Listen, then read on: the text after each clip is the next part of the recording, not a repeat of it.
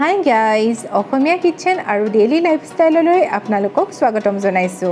আজি মই আপোনালোকলৈ লৈ আহিছো তিতামৰা শাকৰ ভাজি বা মোৰ নিচিনাকৈ কমকে বনালে ফ্ৰাই বুলিও ক'ব পাৰে। তাৰ কাৰণে মই কেইডালমান তিতামৰাৰ আগ লৈ লৈছো আৰু মই এনেদৰে গাঁঠি মাৰি লৈছো। যিহেতু মই কমকে লৈছো সেইকাৰণে আপোনালোকক গোটেইখিনি গাঁঠি মাৰি মই দেখাই দিছো।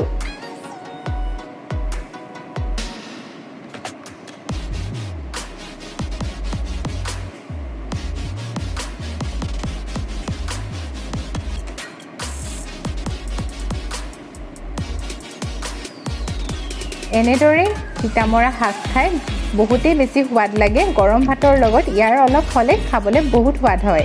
ইয়াৰ দুবিধ পায়, এবিধ মিঠা মৰা বুলি কয় আৰু এবিধ তিতামৰা। আচলতে এইটো মৰাপাত হয়, মৰাপাতৰ গছ।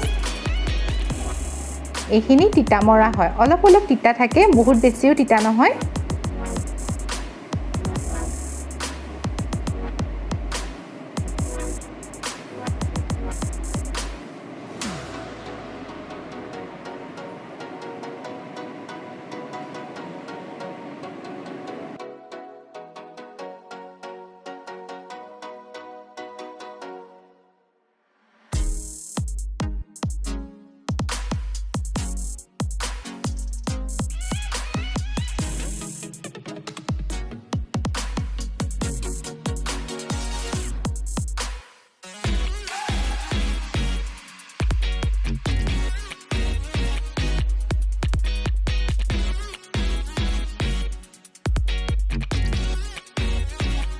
এতিয়া মই এখন কেৰাহী লৈছো আৰু তাত দিছো অলপমান সৰিয়হৰ তেল।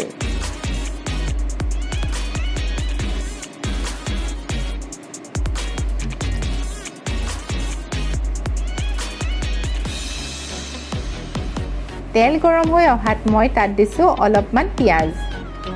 এতিয়া মই পিঁয়াজখিনি ভালদৰে ভাজি ল'ম।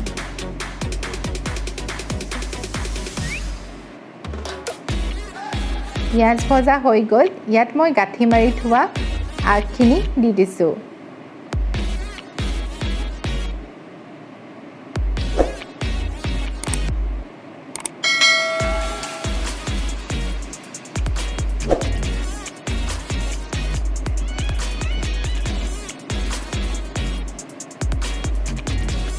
ইয়াত দিছোঁ অলপমান হালধি, সোৱাদ অনুসৰি নিমখ, আৰু মই এতিয়া ভালদৰে গোটেইখিনি মিহলাই দিছোঁ। জুইৰ ফ্লেমটো ল' কৰি ৰাখিছোঁ আৰু এতিয়া মই 2 মিনিটৰ কাৰণে ঢাকি ৰাখি দিম।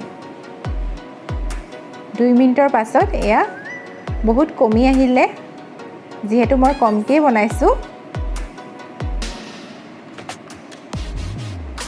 এতিয়া আকৌ 2 মিনিটমানৰ কাৰণে ৰাখি দিছোঁ।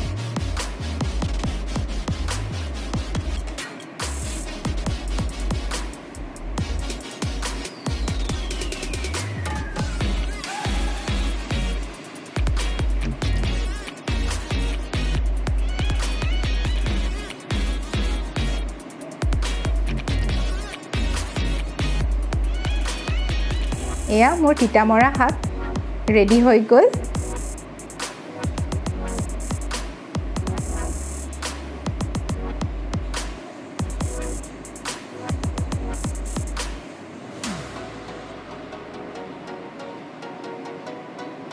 আপোনালোকৰ যদি ভিডিঅ'টো চাই ভাল লাগিলে প্লিজ লাইক কৰি দিব, শ্বেয়াৰ কৰি দিব আৰু মোৰ চেনেলত নতুন হ'লে ছাবস্ক্ৰাইব কৰি ল'ব।